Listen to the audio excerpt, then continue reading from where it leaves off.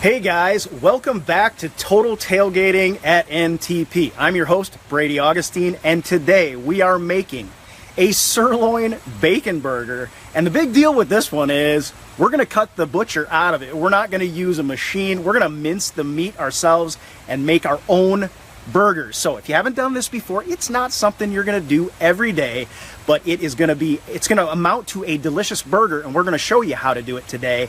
Check out what we need for this recipe. All we really need is basically some sirloin. What we've done is about a half pound of sirloin per burger, and we're gonna be making 2 of them, and some bacon. So that's pretty simple and pretty obvious by the title of the meal. We are putting these on some brioche buns. We just buttered those a little bit. We're gonna grill those up a little bit later. And then very simply, we have some smoked Gouda cheese that we're gonna add to this. We're not gonna do a lot with this burger in terms of fresh vegetables and condiments. We'll throw a little ketchup and mustard on it. We've got a special ketchup that we're gonna let you know about as well. But other than that, we're gonna let the meat steal the show today. It's the star. So let's see how we did this. Now again, most of the time when you go and buy your burger, somebody threw it through a grinder somewhere, and that's just fine. It's much, much more convenient that way. However, if you have a special someone coming over, or you just want to have a burger that has a little bit more tooth to it, this is the way to go. And to be quite honest, it's not really going to take a whole lot more time. Let's see how we do it. All right, so I need my cutting board, and remember, before you put your cutting board down, you always want to have some kind of non-slip surface. I use these little shelf liners, which work just great. When pressure gets put down, it keeps it from sliding around. And the technique we're going to use today to mince our burger is exactly the same as our simple onion burger recipe we did 2 weeks ago. And this mincing technique, to be quite honest, it's a great technique to teach even small children. Don't neglect to teach your children knife skills, right? Because when they grow up, they're gonna be able to make some delicious food. They're gonna be making it fresh, and they're gonna know what's inside of there. Now, when you have a kid in particular, now most adults, maybe many of you adults have done this a million times before, but the first thing we want to do is make sure the kids sanitize their hands. Now, I don't have the wash station in front of me, and I washed my hands before I came out, but I've got a little sanitizer here. And I just want to illustrate that kids need to understand that they need to wash their hands before they work with food, and in particular before they work with meat. Secondarily to that, actually it's even more important. Once the kids wash their hands, make sure they dry them thoroughly. The last thing you want is to be teaching your child how to use a very big, sharp knife like this and have them have wet, slippery hands and have a chance that their hands can slip off that knife. That's a bad situation. However, the process that we're using to mince this meat, again, is a very good process that even young children can learn because it's a really safe way to work with meat. So what I'm going to do is turn this over. Now what you're seeing is just 1/3 of what we made. So I didn't want to have to mince up everything in front of you guys. I thought we'd do just part of it. We've got the rest of it already taken care of. And if you can look at this, now this is going to look very similar to your hamburger, but what this is a 75-25. You can do 80-20 meat sirloin to bacon ratio, but that sirloin meat has so little fat in it, we wanted to add back some fat. So you can see the coarse, it's a little coarser. You can see the chunks of bacon in there, and that is going to make this taste delicious. And of course, you need a little bit of fat content, and again, because you've got that sirloin, and it is so lean. Now what we're going to do with this, and what you have here is basically one single sirloin piece, and I sliced it up. I just sliced it as thin as I could to get going with it. But here's the mincing technique, and again, we use this for your vegetables, to mince herbs. You're going to use this technique a ton of times. What you want to concentrate on is you want your non-dominant left hand, in my case, over the spine of the knife, and you want to never get lazy with your fingers. So you can see how my fingers are curled backwards, and that will make sure that there's no way my fingers are going to slip underneath this knife, because one of the most important things is to have a very sharp knife. A sharp knife is safer, but you have to know what you're doing, okay? So number one, my non-dominant hand is on the spine of the knife, never gets past there, and the fingers are curled up and don't go, and I don't get lazy with my fingers and let them drop down. The other side of it, my dominant hand, the one thing I want to be careful with, because again, I'm gripping the handle, but if you tend to grip a knife like this, about in the middle, in this particular technique, if I was teaching a child, I would tell them to get their hand all the way behind on the handle here, and then also to hook their thumb over, okay? And all we have to do is just a simple rocking motion like this, and what that's gonna do is every rocking motion is gonna slice this meat one more time. And what you'll find is let the children start slow. And if you haven't done it before, just start slow. Don't worry about speed.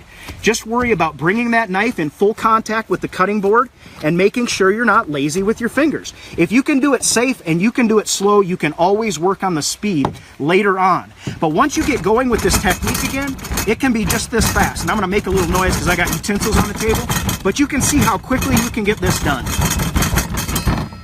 And now you work from the other side and push it forward.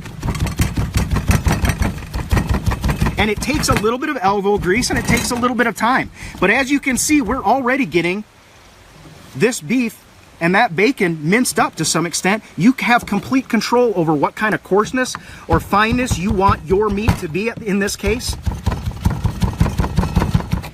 And one thing you might want to do is chill this meat before you cut it. If it's, even put it in the freezer for a half an hour. Get it nice and firm. You don't want it frozen, but nice and firm. And that'll just make it a little bit easier when you go to mince it up. Yeah, I've thought a lot of times about getting a meat grinder because then you can pick really prime cuts of meat and make your burgers with it. But this, I love this technique because you have total control over the exact grind of your meat. You do, and I love the idea of a meat grinder too, because then you go out, like you're saying, you go out, you get your clearance meat, and you make something really delicious out of it that's even better than you would have been able to get oftentimes in a restaurant. The thing to me, though, when I really think about it, look how long I've been working on this, maybe a minute, and I've already basically got, if I wanted to go coarse with this, I basically got it there. The problem with coarser is it's going to maybe have a tendency to fall apart. But think about this. You got to put your grinder in the freezer. If you're using a grinder, you want your grinder cold, you want your meat cold. You put your grinder in the freezer, you let it chill, you bring it out, you load it up, you grind it twice, so you put everything through twice. Now you got to clean that grinder, right? You got to clean every element of that. You got to sanitize it. How much longer am I really taking here to make this burger? And obviously I've only got a third of it, so it does take a little time, but basically using this method, you can go as quickly as you want, and it really does a good job. So you can see what we've got. Now I don't have this mixed in, so obviously just like a burger, you're gonna wanna turn this over. We're gonna do that in just a minute, but right about there is kind of where I like it. You can always go finer. It just takes a pass and then a pass forward, and then oftentimes you'll get that bit in the middle. You can just roll over. You can also turn the cutting board to go against the grain that you've been going to make sure you mince in both directions. But that's all it takes, guys. Now we're talking a sirloin and bacon burger. All it needs is to be mixed with that. Now again, how long is it going to take me to clean this knife? Not too long. I got to clean my hands, I got to clean my board, I got to clean my knife. But I've got my burger just like that. So now we just like a regular burger, we just got to mix this up, okay? So you got to get in and get dirty. And again, I've got my sanitizer here. I'm going to do the best I can to keep things sanitary and do it the right way. It's just for me and you though, right, JR? So, I mean, you know, we're tough guys from Wisconsin, so we can handle this. All right, so you do that. I'm gonna get sick and die. This is a great way to go. This will be a good way to go. No, we won't. This is actually, you know, my hands have been cleaned several times. I've got sanitizer in the water, so this is really gonna do just fine for us, I think. All right, so now once I'm done with that, I'm just gonna bust this into two parts, because we're gonna make two burgers out of this. And you can see how, if you did burgers for 6 or 8 people, this is not the way to do it. But if you want to make a really special burger, just look at that. I mean, this is way different. Just look at that. The fat from the bacon is in there, but you know the meat is so lean. And by the way, I'm going to pass this. You guys, you're not going to be able to tell what's going on here, but take a smell of this, Jack. Just smell that. Oh, can nice. you not? I mean, it's like a land jagger, if you've ever had land jaggers, or a stick of summer sausage or something like that. It just smells phenomenal. And I will say this much, I did not equalize out my patties very well, but I'm going to try not to be a perfect. Actually, I can't do it this way. That's way too uneven. About like that. Let's do this. And while we're doing that, I'm just going to make sure my grill is ripping hot, and we are looking very good as far as that goes. Once I open the door, it's hitting 600 now. As soon as I open the door, though, that temperature is going to drop. So our surface temp is probably going to be in that extra high, and we'll tend to go down from there, so we'll be good, I think. And I'm gonna make these patties, you know, a 1/2 inch thick or something. Again, this is roughly a 1/2 pound of meat, and so we broke that into 2 patties. Or actually, this is roughly a pound of meat, I'm sorry, total. So we broke it into 2 1/2 pound patties. And we're just gonna even those out. Again, like I always do this with my burgers. It's certainly not necessary, but if you take and put a little dimple in that burger, just kind of press it in on the inside, it will help you from, it will keep you from getting that sort of football shaped burger that I know some of you have had out there. You get that thing that just plumps up in the middle, and then it really doesn't fit very well in the bun. Everything tends to roll off of it, and frankly, it's just not very nice, and I don't think it tastes as good that way. So I'll go ahead and do that. Our buddy Phil Jones joined. Hey, Phil! Phil is out there in the house. I think Phil's up in Minnesota. All right, now our burgers are made. I'm gonna go ahead again and just clean my hands off while you guys are checking this out. And I won't be using a knife after this, but I do want to reiterate, if you've got kids working with, learning knife skills in particular, you want to make sure working with food, they learn to sanitize, they learn to wash their hands. But if you are working with knives, make sure they dry their hands off afterwards. All right, so what we have here, I really should have put these down first, is a couple of really nice looking patties. I'll lay those out. You can take another look at those if you want. And again, this is nothing but sirloin and bacon. And you know, I have to ask myself this, I'm sure some of you will ask, you know, why would you waste a perfectly good sirloin to do this? Well, the thing of it is sirloin is so lean. I love sirloin steak. I have nothing against it, but sirloin is so lean that when you actually make a burger this way, it really adds a phenomenal amount of flavor. You'd be surprised how delicious this is. And frankly, I almost would take it over a sirloin steak. All right, so with our burgers done, we are ready to go ahead and throw these on the grill. I'm gonna open this up because we do have it ripping hot right now. And our burgers are ready to go on there. And a couple of things about this, we made these ourselves, so we know exactly how much fat is in there. And we do wanna be careful to make sure, because this is chopped ourselves, we minced it ourselves, these will have a little more of a tendency, because they tend to be more coarse, to break up as we make them and as we turn them over. So I'm going to be a little more careful than I normally would have to be in terms of turning these burgers over. And what I'm using for that is the same thing I always use. I got this 2 spatula scraper set up. The only real reason I use this is because I'm fairly attached to it. I used to make cheesesteaks with this setup all the time. But the fact of the matter is, this allows you to use both your non-dominant and your dominant hand, and I just find it incredibly useful. So these burgers, we're gonna probably do about two minutes aside and see where we're at. Well, actually, we'll do 2 minutes and then turn them to get our grill marks. So probably a total of 4 minutes aside. And you can see the fat is rendering out here a little bit already. And what you're not going to get, one of the things that might be an improvement, I think, even to this burger, is to do these burgers on a flat iron grill, because then you'll get more contact and more of that bacon is going to have that Maillard reaction, get crispy, you'll get that nice crust. That's one way I would really like to try these burgers at some point in the future. But for right now, we're okay with it. Now, if you have a burger like this, one of the things you throw it on, and the first thing guys want to do is mash it down, smash it, move it around, stuff like that. Just leave the meat alone. The most important thing when you drop that meat on a hot grill is to leave it alone. It's gonna seize up a little bit at first, and a lot of guys get scared that it's gonna stick. Just leave it, it'll release pretty much on its own. The other thing I did, because of the way that we made this burger today, is I did oil down my grates a little bit. I'm not a big proponent of that. Generally, if you just leave the meat alone, it pretty much releases by itself. But I did do that in this case because I want to be a little more careful with these burgers than I would normally have to be. And now we can see that gray is creeping up the side of the burger a little bit. So we are probably getting about ready, about to the point where we can give that a little bit of a quarter turn and get our cross hatching on it. This one maybe not so much. It looks like it's a little cooler there. And you can see how that burger has basically released by itself. No big problem, but this scraper does come in handy. And then the other thing with the scraper is I have basically 2 hands to work. The only drawback to having this particular setup is that I don't have long handles, and those long handles are nice. One thing you'll want to do if you are making this burger and you don't have a 2 spatula setup or a spatula scraper, you might want to get out your big, wide spatula to make these burgers. All right, let's give this other one a try. See how it's hanging in there a little bit yet, so I'm going to let that go just a little bit more. Yeah, really the only time I can imagine you would want to smash your burgers down is if you're trying to make a Culver's Butterburger copycat. Well, there is a smash burger. There are burgers, but what you're doing with that is you're actually creating the patty by smashing it down on a grill, and that does make sure you get full contact. There's nothing wrong with that. But once you smash it down and make your patty, you leave it alone and let it release. So that's just a little different technique. There are a lot of burgers that use that technique. I'm sure we'll be making one in the future.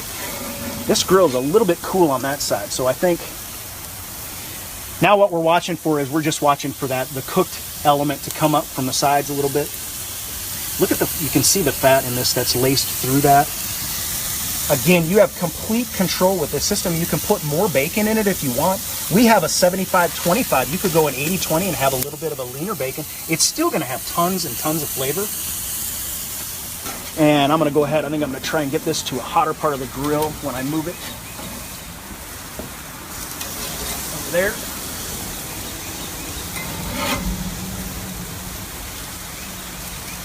So yeah, like I said, with this burger, we're not going to do a whole lot with it. We're going to throw some Gouda on it, and we're going to throw our cherry chipotle ketchup on it, which we made for our Aaron Rodgers 40 burger. If you might have seen that episode, it actually mellowed and got better in the fridge. So we're going to go ahead and throw that on there. What that is a homemade ketchup with a couple pounds of tomatoes that we just pureed, cooked down with some vinegar, some sugar, some garlic powder, cinnamon, nutmeg, but then also we added a little tart cherry syrup to that just to give it a little bit of a tart sweetness. And then with the vinegar and all that, I think it'll balance out the smokiness of these burgers a lot. All right, now this one is getting close. I'm going to go ahead and close the lid for just a minute here to make sure we get the temperature back up. And a lot of times I won't close the lid all the way because I want to let some of the humidity release. Sometimes I'll put my spatula in there, and that allows it keeps the heat climbing or stable, but it also releases a little bit of the humidity because I don't want to be boiling stuff on my grill. And in just a minute we'll be ready to turn those over, I think. So what should we talk about in the meantime? Because we have to wait. Another thing that I'm going to add to these, if I remember right, and I don't know how many people, I'm sure a lot of people know about this, but this is smoked paprika. I'm just going to put a sprinkle of this on there, and it's basically a pepper it's been smoked, and it is one of the most fantastic seasonings. I don't want to get my nose too close, but I absolutely love this stuff. You're going to see it in a bunch of recipes because I use it all the time. I didn't put any salt, you'll notice, on these patties like you normally would before you cook them. You could put some pepper. I didn't feel it was necessary, but because we have the bacon in there, we've got such a good salt content. I think it's just about right, and I just didn't want to mess with that. All right, I'm going to say that smoked paprika is probably going to go great with that smoked Gouda. Yeah, we got the smoked Gouda, we got the smoke in the bacon. Oh, that looks good right there. That looks good right there. So we got it going on with that one. This one it's a little bit thicker. I didn't do a really good job. One of the things that is important if you're making your own patties, I know most of you know this, but you can see that I didn't really even these out, and it is worth taking a little bit of time. If you have a scale, even weighing out your meat real quick, and then making your patties the same thickness and the same size will ensure that they cook at the same time, because what we're getting here is one, and of course your grill temperature is going to vary a little bit across the surface of the grill as well. But we're getting one that's cooking a little bit faster than the other. That's no problem. I did turn these on the one side to make sure I had crisscross grill marks. I'm not going to worry about that on the back side because it's only one side is going to be up when the burger is open faced. And now we can start to either take a temperature with an instant read thermometer or just feel it a little bit, and that to me is right about to medium rare. This one is a little bit behind that. It's a little softer. For me, actually, that one on the left is probably going to be fine. We'll give it about 30 more seconds, and then I think we'll be ready to go. Let me just go ahead and wipe my hands off.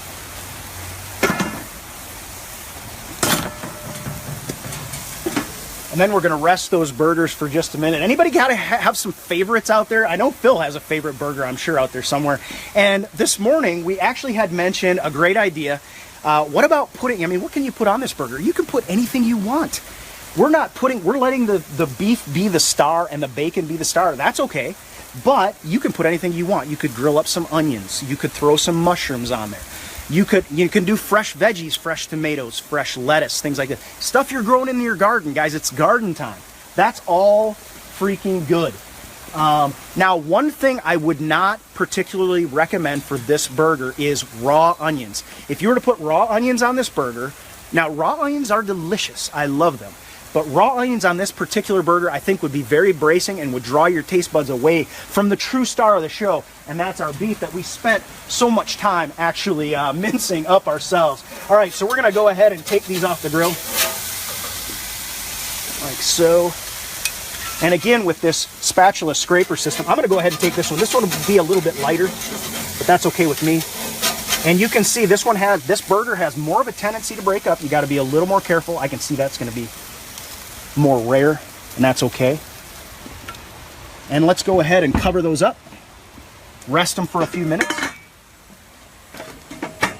People say 10 minutes, people say 5 minutes. I try to rest them for at least 5 minutes. Let's turn off our grill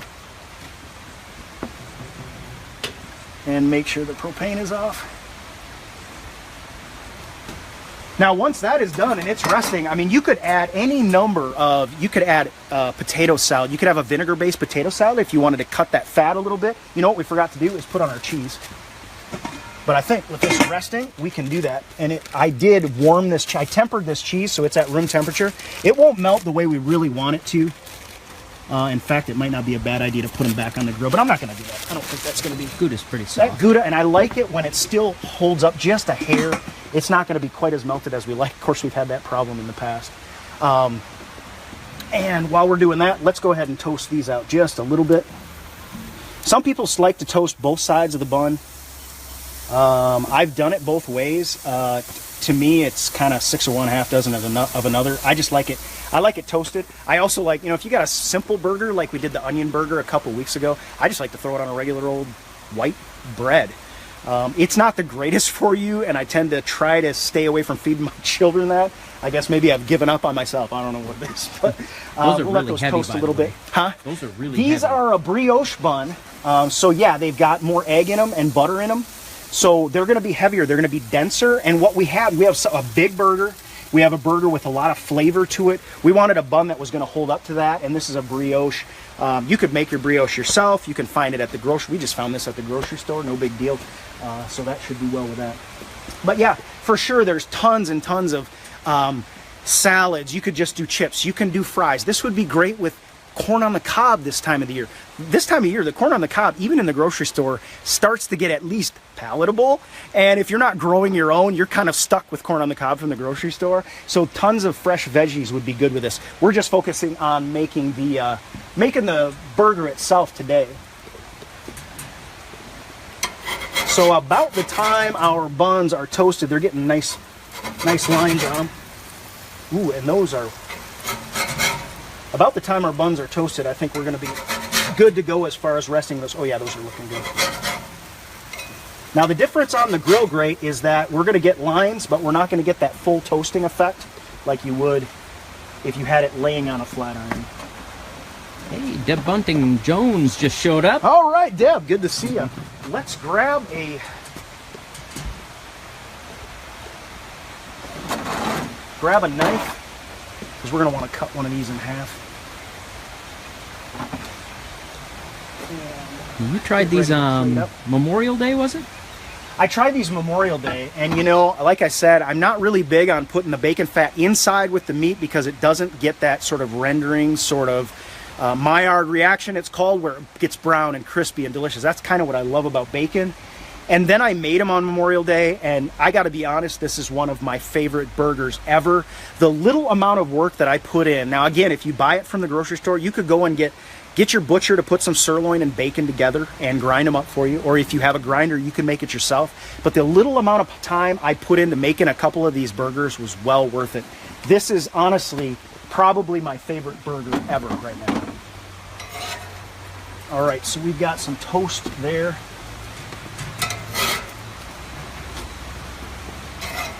And I think we are just about ready to go ahead and plate these up. and see what we've got. So again, you can toast these buns on both sides. And yeah, that melted out pretty good. Let's go ahead and lay one of those on there. You can see the juice coming out. That is not dry. The onion burgers that we did got a little bit past where I personally like them. They still tasted great, and I still recommend them. They just were not made quite the way I want. Now, why don't we put a sprinkle of smoked paprika on there? That'll add a little color. It's a really nice element. You can add whatever you want, or frankly, you can eat this burger with nothing on it. It is absolutely delicious. There is our homemade cherry chipotle ketchup from the Aaron Rodgers 40 burger that we did a little while back. Maybe a little bit of mustard just to cut the fat a little bit. Put the lid on. I'd like to see that cheese melted just a hair more, but it is going to taste absolutely delicious. I know at that temperature, it's really going to have a lot of flavor. And let's cut that. Let's see what we've got. Oh, see the juices flowing. Oh yeah, look at that. Oh, that is so perfect. That's a sandwich that your neighbors will write home about right there. And I think I need to take a bite. What do you think, Jared? Since you don't get to, cameraman doesn't get to, let's take a bite of this sucker. And we have a nice, you can see how nice and thick that Gouda is. I want to get a lot of that smokiness and that creaminess in there. And this again is another reason to add something like the cherry chipotle ketchup, a little bit of a cutting agent, something with some acidity.